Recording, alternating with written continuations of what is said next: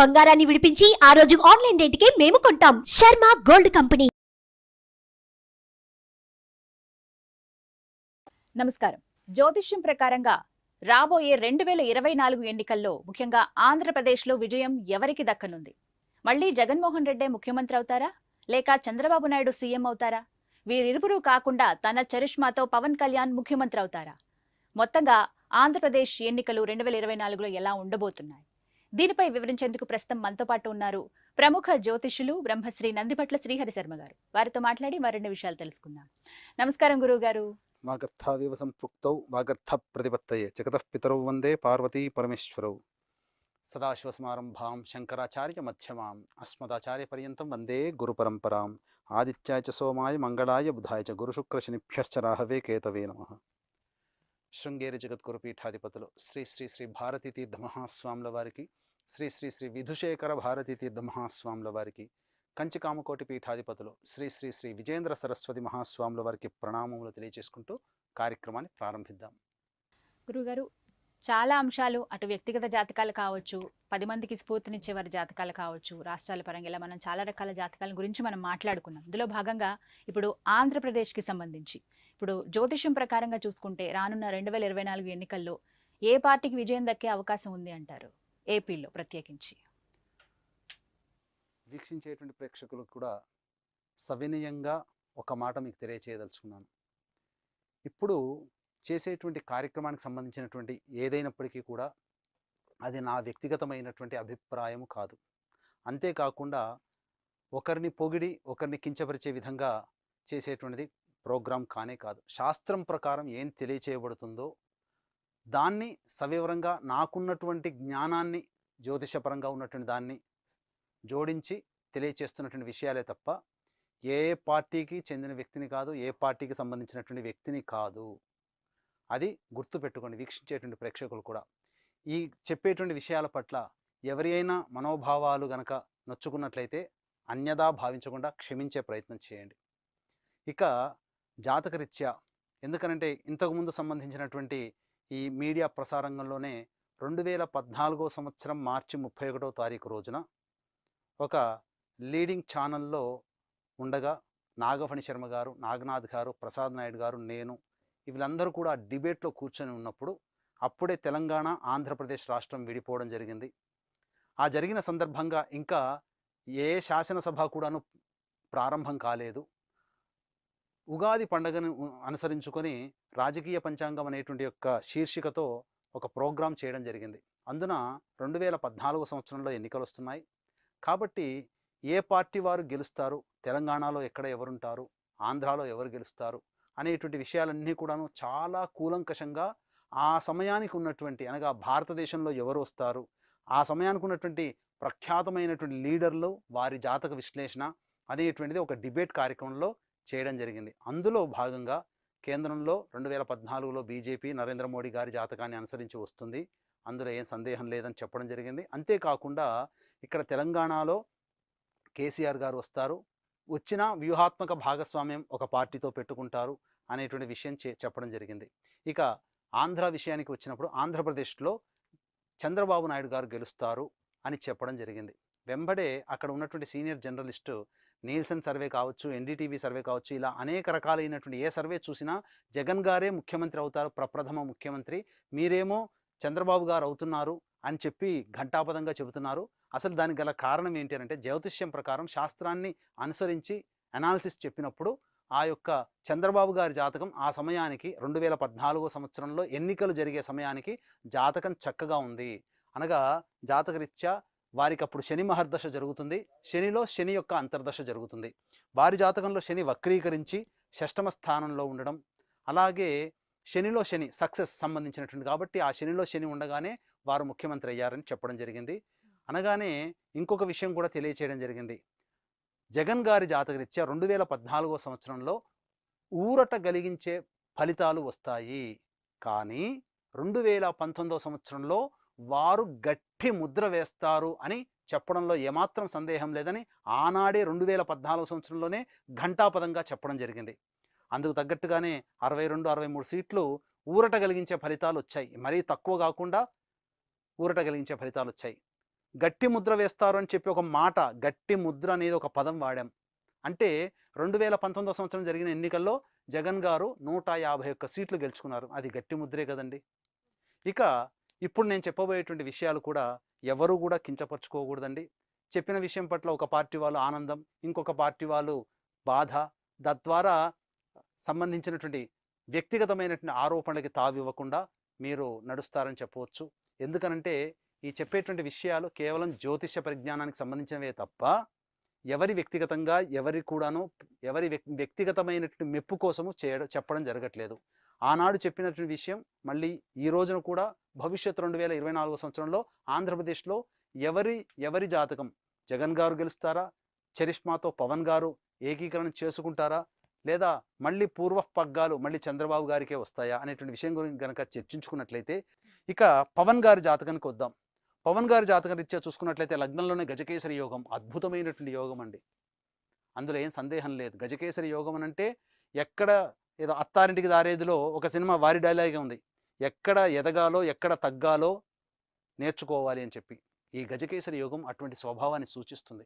అంటే సమయస్ఫూర్తి, అలాగే సంబంధించినటువంటి కార్య అనుకూలతను సాగించుకునే విషయంలో ఎక్కడ ఎలా ఉపయోగించుకోవాలి, ఎలా ఉండాలి అనేటువంటి విషయం, ఎలా కార్యాన్ని చక్కబెట్టుకోవాలి అనేటువంటి ఒక విషయం వీరికి బాగా తెలిసినట్టు. ఎందుకంటే జన్మలగ్నంలోనే ఆ గజకేసరి యోగం ఏర్పడడం.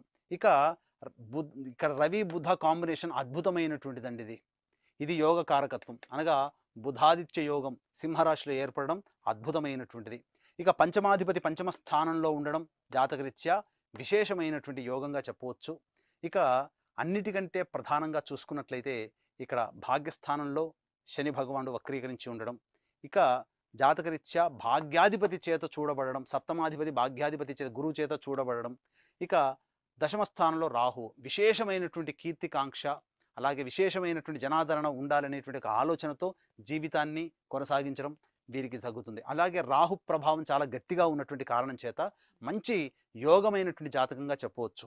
ఇక పవన్ గారి జాతకాన్ని కనుక పరిశీలన చేసుకున్నట్లయితే, పవన్ గారి జాతకంలో అప్పుడు నడుస్తున్నటువంటిది అనగా 2024లో 28 సెప్టెంబర్ 2023 నుంచి 27 సెప్టెంబర్ 2024 మధ్యకాలంలో రవి మహాదశలో శుక్రుని యొక్క అంతర్దశ జరుగుతుంది జాతకరీత్యా. ఇక్కడ ప్రధానంగా రవి శుక్రులు ఇద్దరు కూడాను శుక్ర నక్షత్రంలోనే స్థితి పొంది ఉండడం, అట్టి శుక్రుడు రిట్రాగేషన్ పొంది ఉండడం, చతుర్థ లాభాధిపతి అయినటువంటి శుక్రుడు రిట్రాగేషన్లో పొంది ఉండడం, అంశలో చూసుకున్న నీచ స్థితి పొందినటువంటి అనగా జన్మ లగ్నానికి దశమాధిపతి రాజ్యాధిపతి అయినటువంటి కుజుడు అంశలో నీచ స్థితి పొంది ఉండి, అట్టి నీచ స్థితి పొందినటువంటి కుజునితో అంతర్దశానాథుడైనటువంటి శుక్రుడు కలిసి ఉండడం, ఈ కారణం చేత రాజ్యయోగం అనేటువంటిది తక్కువగా ఉంటుంది. కాకపోతే గురుచంద్రుల యొక్క స్థితి, చరిష్మా, వీరి స్థితిని బట్టి రవి మహాదశ గొప్పగా యోగిస్తుంది, అందులో ఏం సందేహం లేదు.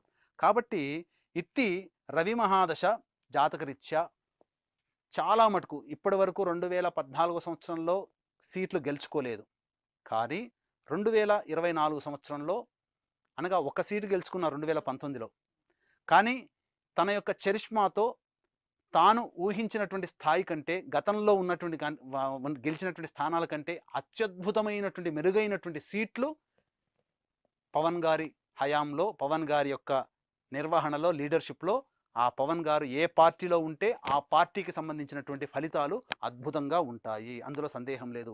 ఇంతకుముందే చెప్పుకున్నాను, గజకేసరి యోగం అనేటువంటిది ప్రధానముగా సపోర్టివ్గా ఉంటుంది. అంటే సపోర్టివ్గా అంటే ఆ వ్యక్తి ఏ రంగంలో ఉంటాడో ఆ రంగానికి సంబంధించినటువంటి అభివృద్ధి చేయడానికి దోహదపడుతుంది. అట్లాగే వీరి జాతకాన్ని కనుక చూసుకున్నట్లయితే ప్రధానముగా ఇక్కడ గమనించాల్సినటువంటి అంశం ఏంటంటే, ఎవరితో జత కలుస్తారో వారు గొప్పగా యోగాన్ని పొందుతారు. ఇంతకుముందు 2014 సంవత్సరంలో బాగా సపోర్ట్ చేసినటువంటి వ్యక్తి, అప్పటికి గమనించుకున్నట్లయితే చంద్రబాబు నాయుడు గారు టీడీపీ పగ్గాలు చేపట్టి తర్వాత సంబంధించినటువంటి ఆంధ్ర రాష్ట్రంలో మొదటి ముఖ్యమంత్రి అయ్యారు. తర్వాత విడిపోయి స్వతంత్రంగా ఎన్నికలు 2014 నుంచి 2019 సంవత్సరంలో పవన్ గారు 2019 సంవత్సరంలో స్వతంత్రంగా పోటీ చేశారు కొన్ని స్థానాలు. కాబట్టి ఇక్కడ స్వతంత్రం కంటే ఏ పార్టీతో కలుస్తారో ఆ పార్టీ వీరి జాతకాన్ని అనుసరించి చెప్తున్నాను. ఎందుకంటే భాగ్యాధిపతి అయినటువంటి గురువు లగ్నంలో ఉన్నాడండి. అలాగే సప్తమాధిపతి అయినటువంటి నక్షత్రంలో జన్మించి ఉన్నారు. అలాగే భాగ్యాధిపతి సప్తమాని అనగా ఇతరులని సూచిస్తారు. సప్తమం అంటే భార్య, అంటే జీవితాన్ని పంచుకుంటే జీవిత భాగస్వామి, వ్యాపారాన్ని పంచుకుంటే వ్యాపార భాగస్వామి, ఎవరితో కలిసి పనిచేస్తారో వారి భాగస్వామ్యాన్ని సూచిస్తుంది. అట్లి భాగస్వామ్య స్థానాధిపతి అయినటువంటి శనిని నవమాధిపతి అయినటువంటి గురువు ఉచ్చస్థితి పొంది ఉండి చూడడం కారణం చేత వీరు ఎవరితో కలుస్తారో, ఏ పార్టీతో కలుస్తారో, ఉదాహరణకి టీడీపీ పార్టీతో గెలిచారు కాబట్టి 2014లో విన్ అయ్యారు. ఇప్పుడు బీజేపీ పార్టీతో పొత్తు పెట్టుకున్నారు, అదే కొనసాగితే 2024లో బీజేపీకి అనూహ్యమైనటువంటి ఆదరణ పెరిగేటువంటి అవకాశం వీరి జాతకరీత్యా ఉంటుంది. కాబట్టి ఒక సపోర్టివ్గా ఇచ్చేటువంటి యోగం కాబట్టి సపోర్టివ్గా వీరు ఎవరితో కలిసి ఉంటారో ఆ పార్టీ, ఆ లీడర్లు అద్భుతంగా రాణిస్తారు వీరి యొక్క చరిష్మా వల్ల అని చెప్పడంలో ఏమాత్రం సందేహం లేదు. ఇప్పుడు మాట్లాడుకుంటున్నారు గురువుగారు, అదే విషయం వస్తుంది. ఏంటంటే జనసేన, టీడీపీ, బీజేపీ కలవబోతున్న కూటమిగా ఏర్పడే అవకాశాలు కూడా కనపడుతున్నాయి వైసీపీని ఎదుర్కొనేందుకు అంటున్నారు. అలా కూటమిగా ఏర్పడి పోటీ చేస్తే గనక వైసీపీ పైన గెలిచే అవకాశం ఉంటుందంటారా? ఇక్కడ 3 జాతకాల్లో చూసినా ముగ్గురే ప్రధానంగా ఉన్నారు. పవన్ గారు, చంద్రబాబు గారు, జగన్ గారు. ఈ ముగ్గురు జాతకాల్లో ఎవరి జాతకం మెరుగ్గా ఉంటే వారే పైచేయి స్థాయిగా ఉంటారు. ఈ ముగ్గురికి కంపారిజన్ చేసుకున్న 2024 ఈ ముగ్గురు జాతకాలు మామూలుగా లేవు, మామూలుగానే ఉన్నాయి, జగన్ గారే గొప్పగా అని నేను చెప్పట్లేదండి. ముగ్గురు గొప్పవి జాతకాలు కాబట్టే ప్రజాక్షేత్రంలో నిలబడగలిగారు. కానీ 2024 సంవత్సరంలో ఎన్నికలు అయ్యేటువంటి సందర్భంలో ఈ ముగ్గురు జాతకాల్లో ఎక్కువగా యోగాన్ని ఇచ్చేది జగన్ గారి జాతకం కాబట్టి జగన్ గారు విన్ అవుతారని చెప్పవచ్చు. గురుగారు, మరి పవన్ కళ్యాణ్ గారి జాతకం 2029 నుంచి అద్భుతంగా ఉంటుందని చెప్తున్నారు. అప్పుడు రాజయోగం ఉంటుంది అని అంటున్నారు. మరి అప్పుడు ఆయన ఖచ్చితంగా సీఎం అవుతారా? 2029వ సంవత్సరానికి సంబంధించి చూసుకుంటే పవన్ గారికి చంద్రమహాదశ ప్రారంభమవుతుంది జాతకరీత్యా. కాబట్టి ఇంతకుముందే అనేక సందర్భాల్లో చెప్పుకున్నాం, లగ్నాధిపతి అయి ఉండి లగ్నాధిపతి యొక్క దశ వచ్చినప్పుడు వారు ఏ కార్యక్రమంలో ఉంటారో, ఏ సంబంధించినటువంటి అంశం మీద వారి జీవితం ఉంటుందో దానికి అద్భుతమైనటువంటి ఫలితాలు పొందుతారు అని చెప్పవచ్చు. అట్టి చంద్రమహాదశ 2029వ సంవత్సరానికి సంబంధించినటువంటిది చంద్రమహాదశ వస్తుంది. అదే ఇక్కడ జాతకరీత్యా 2024 తర్వాత 10 సంవత్సరాల పాటు 2034 సంవత్సరం వరకు చంద్రమహాదశ ఉంటుంది. అట్టి చంద్రమహాదశ లగ్నాధిపతి అయినటువంటి చంద్రుడు మరియు లగ్నంలోనే ఉండడం, మరియు సప్తమాధిపతి నక్షత్రంలో ఉండడం, భాగ్యస్థానంలో ఉండడం, భాగ్యాధిపతి చేత శని చూడబడడం, ఈ కారణం చేత 2029వ సంవత్సరంలో పవన్ గారికి పుష్కలంగా సీఎం అయ్యేటువంటి అవకాశాలు ఉన్నాయి. అదేవిధంగా రాజకీయాల్లో గనక ప్రస్థానాన్ని కొనసాగితే అప్పుడు ఆ విధంగా రాజకీయంగానైనా గొప్ప పేరు ప్రతిష్టలు ఉంటాయి, లేదా సినిమా రంగంలోనైనా కానీ గొప్ప పేరు ప్రతిష్టలు 2024 సెప్టెంబర్ నుంచి 2034 సెప్టెంబర్ వరకు పవన్ గారి జాతకం అద్భుతంగా ఉంది అని చెప్పవచ్చు. 2029 అంటున్నారు గురుగారు, మరి 2024లో సీఎం అయ్యే అవకాశాలు ఏం లేవంటారా? వీరి జాతకరీత్యా బలమైనటువంటి జాతకం జగన్ గారికి ఉన్నప్పుడు వారే ముఖ్యమంత్రి అయ్యేటువంటి అవకాశం ఉందమ్మా. ఒకవేళ ఎంపీ కానీ ఇలా ఏదైనా కానీ జాతకరీత్యా గొప్పగా యోగించేటువంటి స్థితి మాత్రం 2024 సెప్టెంబర్ నుంచి పవన్ గారి జాతకరీత్యా ఉందని చెప్పవచ్చు. సో ఓవరాల్ గా ఎలక్షన్ అనగానే ఎలా ఈసారి టఫ్ ఫైట్ ఉండబోతుందా, ఎలా ఉంటుందంటారు మొత్తంగా మాట్లాడుకుంటే? ఖచ్చితంగా ముగ్గురు జాతకాలను పరిశీలన చేసినప్పుడు ముగ్గురు కూడా దిగ్ధంతులే, అందులో ఏం సందేహం లేదు. కాబట్టి టఫ్ ఫైట్ ఉంటుంది. అయితే 151 సీట్లు పొందినటువంటి జగన్ గారికి అంత కాకుండా కొద్దిగా తక్కువ అయ్యేటువంటి అవకాశం ఉంది. 100 నుంచి 110 మధ్యలో వచ్చే అవకాశాలు, సీట్లు వచ్చే అవకాశాలు పవన్ గారి జాతకరీత్యా చూసినా, చంద్రబాబు నాయుడు జాతకరీత్యా చూసినా, జగన్ గారి జాతకరీత్యా చూసినా జగన్ గారికి 100 నుంచి 110 స్థానాలు వచ్చేటువంటి అవకాశాలు ఎక్కువగా ఉన్నాయని చెప్పవచ్చు. అలాగే గురుగారు, జాతకాలు ఇప్పుడు చెప్పారు మీరు, అటు జగన్ గారి జాతకం కావచ్చు, చంద్రబాబు గారి జాతకం కావచ్చు, ఎప్పుడు పరస్పరం అటు పార్టీ పరంగా కావచ్చు దూషణలు అనేవి ఉంటూనే ఉంటాయి. అంటే ఒక ఫైటింగ్, ఒక రకమైన పిల్లి ఎలుకలాగా ఎప్పుడు ఏదో ఒక ఫైటింగ్ ఉంటూనే ఉంటుంది. అంటే జాతకాల పరంగా కూడా అలా ఉంటుందా, కేవలం పార్టీల పరంగా మాట్లాడాలంటే మాట్లాడాలన్నట్టుగా ఉంటుందా? ఇక్కడ వీరి ముగ్గురు జాతకాలను పరిశీలన చేసినట్లయితే ప్రధానంగా అసలు మొదటి నుంచి కూడా జగన్ గారికి, చంద్రబాబు నాయుడు గారికి చూసుకుంటే క్షేత్రస్థాయిలో ఇద్దరికీ కూడాను ఒకరంటే ఒకరు పడనటువంటి పరిస్థితి ఎదురవుతుంది. దీనికి గల కారణం సింపుల్గా, ఇప్పుడు ఒక వ్యక్తి వచ్చి అబ్బాయికి అమ్మాయికి జాతకాన్ని కుదురుతుందా లేదా చెప్పండి అని అంటే, ఇద్దరి భాగస్వామ్యం ఆనందంగా ఉండాలంటే ఒకరి ఆలోచనలు గౌరవిస్తారా, ఒకరు చేసిన తప్పును క్షమించే గుణం ఉంటుందా అనేటువంటి విషయాన్ని పరిగణలోకి తీసుకుంటాం. అట్లాంటిది ఇక్కడ కూడా ఇద్దరు లీడర్లు అనుకూలంగా ఉంటారా అనేటువంటి విషయం కనుక చూసుకున్నప్పుడు జగన్ గారి లగ్నం వచ్చేసి ప్రధానంగా కన్యా లగ్నం, చంద్రబాబు నాయుడు గారి లగ్నం వచ్చేసి మేష లగ్నం. ఇక్కడ గమనించుకున్నట్లయితే ఇక్కడ లగ్నాలు ఇద్దరివి కూడాను షష్టాష్టకాలు అయ్యాయి. కన్యా లగ్నం జగన్ గారిది చంద్రబాబు గారిది మేషలగ్నం. ఇక్కడ లెక్కేసుకుంటే 1, 2, 3, 4, 5, 6, 7, 8 అష్టమ స్థానం వచ్చింది. ఇక్కడ నుంచి లెక్కేసుకుంటే చంద్రబాబు నాయుడు గారి జాతకరీత్యా చూసుకుంటే 1, 2, 3, 4, 5, 6 షష్టాష్టక స్థితి ఉంది. ఈ షష్టాష్టక స్థితి ఉన్నప్పుడు ఎప్పుడు కూడా గిల్లి కజ్జాలు ఆడుకుంటారు. కాబట్టి వివాహ సంబంధ విషయాలు వచ్చినప్పుడు ఇద్దరి షష్టాష్టకాలు అయితే పెళ్లిళ్ళు చేసుకోవద్దండి, కలిసి ఉండరు, కాపురం చేయరు, ఆనందంగా ఉండదు అని చెప్తాం. అట్లాంటి ప్రాతిపదికనే వీరిద్దరూ ఉన్నప్పుడు ఒకరంటే ఒకరికి విమర్శ, ఒకరంటే ఒకరికి కోపము అనేటువంటిది సహజంగానే ఉంటుంది. అయితే ఇక్కడ జగన్ గారి జాతకరీత్యా చూసుకున్నా, పవన్ గారి జాతకరీత్యా చూసుకున్నా, పవన్ గారు అనేటువంటిది ఇక్కడ ఏంటంటే సపోర్ట్ అవుతారు. ఎందుకనంటే జగన్ గారికి జన్మ లగ్నానికి సంబంధించి సక్సెస్ లగ్నం పవన్ గారిదైంది. కాబట్టి పవన్ గారు క్షేత్రస్థాయిలో ఉంటే జగన్ గారు గెలుస్తారు. అది గుర్తుపెట్టుకోండి. అంటే ఇండిపెండెంట్గా పవన్ గారు క్షేత్రస్థాయిలో ఉన్నప్పుడు 2019వ సంవత్సరంలో పవన్ గారి జాతకానికి జగన్ గారి జాతకానికి లింకు చూసుకుంటే లగ్నత్తు లాభస్థానం సక్సెస్ స్థానము పవన్ గారిది. కాబట్టి క్షేత్రస్థాయిలో వారు ఇండిపెండెంట్గా ఉన్నప్పుడు 2019లో వీరి సంబంధించినటువంటి విజయం గొప్పగా ఉంది.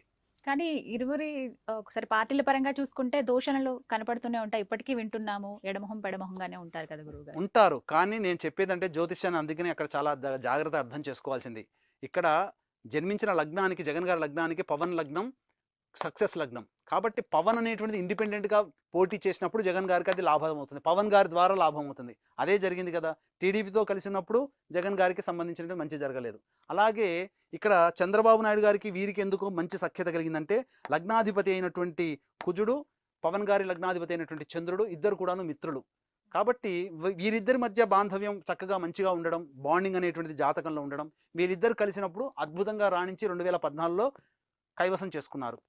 2019వ సంవత్సరానికి వచ్చేసరికి వీరిద్దరూ విడిపోయి ఎవరికి వారి అన్నట్టుగా పోటీ చేశారు. అది జగన్ గారి జాతకానికి ఎక్కువగా పవన్ గారి జాతకం ద్వారా కలిసి వచ్చి వీరు అద్భుతంగా రాణించారని చెప్పు. అంటే ఇక్కడ కేవలం జాతకాలు మాత్రమే చెప్పుకుంటామండి, ఎవరిని కూడాను దురుద్దేశంతో చెప్పేటువంటిది కాదు. కాబట్టి మళ్ళీ చెప్తున్నాను, ఆఖరిసారిగా వీక్షించేటువంటి ప్రేక్షకులు కూడా ఈ యొక్క విషయాన్ని ఈ యొక్క సన్నని లైన్ ఏదైతే ఉందో దాన్ని చక్కగా అందరూ కూడా ఆలోచించి ఈ యొక్క జాతకాన్ని జాతకపరంగానే అంగీకరిస్తారని కోరుకుంటున్నాను. మొత్తంగా పీఠం మాత్రం 2024లో జగన్ గారిదే అని చెబుతూ ఉన్నారు. రైట్, చాలా చక్కగా వివరించారు గురువుగారు. ధన్యవాదాలండి. నమస్కారం. సర్వం శ్రీ ఉమామహేశ్వర పరబ్రహ్మార్పణమస్తు.